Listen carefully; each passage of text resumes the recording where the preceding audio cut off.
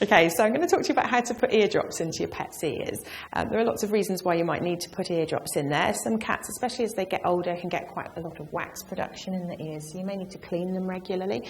Also, lots of cats get problems such as ear mites or ear infections, and you might be given some drops to use as a treatment, as a medicated drop to try and control those problems in your cat's ears.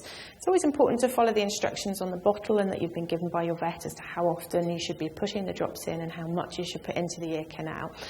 And it can be quite a tricky job to do. Cats don't like it and they will shake the head a lot, and so you can end up in a little bit of a mess. So I'm going to try and show you how to do it in the most easy fashion.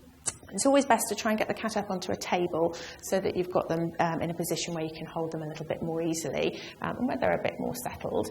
And if you've got someone that can help you, then that's always good as well. So if you ask your helper to hold either side of your cat's body, just to keep the body nice and still, and then looping the fingers around the front of the legs here so that you can keep the legs firmly held so they're not going to raise up their feet and scratch at you while you're trying to put the drops in. So the first important thing is to try and hold the cat's head really still. And you want to try and hold one hand across the top of the head, and while you're holding that top of the head, to just take the ear flap up into position here, so you're lifting that flap up, so you're opening up the ear canal there and holding the head nice and still, and then you can use the dropper to put the drops down into the ear canal. The area that you're aiming for is just behind where my thumb is. There's a little opening that goes down into the ear canal here. There's lots of folds in the cat's ear and they can get quite dirty, so you may need to clean those out. But actually you want to aim your drops down into the top of the ear canal.